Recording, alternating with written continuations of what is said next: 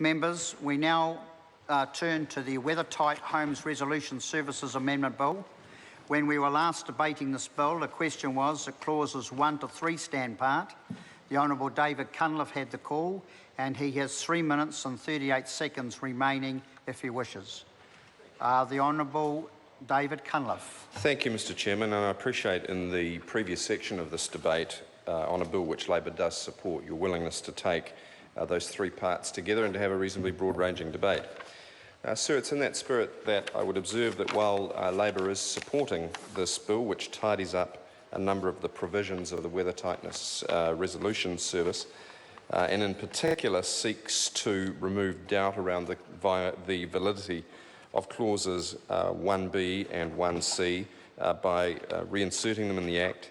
It also deems certain eligible claims eligible which were not previously clear in sections 14 to 18 as a result of the 2014 Osborne versus Auckland Council Supreme Court case. And thirdly, it widens the definition of qualifying claimant to allow claims which are in progress up until the end of the current eligible period to continue to be heard.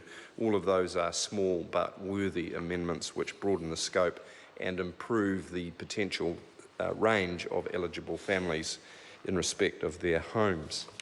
None of that, sir, as we previously observed, can take away from the fact that the weather tightness service is really a very poor ambulance at the bottom of a very high cliff. And it's a cliff which has cost New Zealand and New Zealanders several billions of dollars and has caused untold distress to families up and down the country.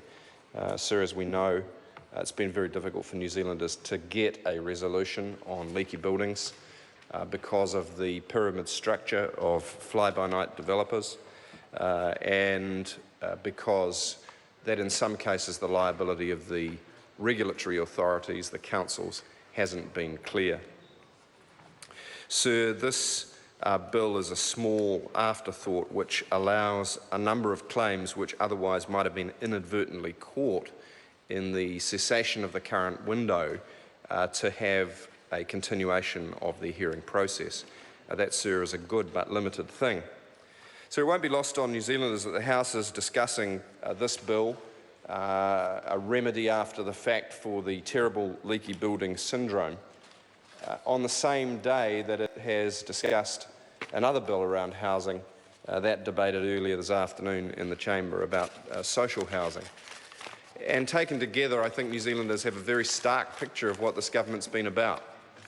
This is a government that in earlier days deregulated the building industry, some would say under pressure from the manufacturers of kiln-dried timber, removed the requirement for treatment like tannalisation of that timber, relaxed some of the building code requirements to allow motto cladding and lower quality flashings, all in the name of haste, speed, efficiency, actually greed.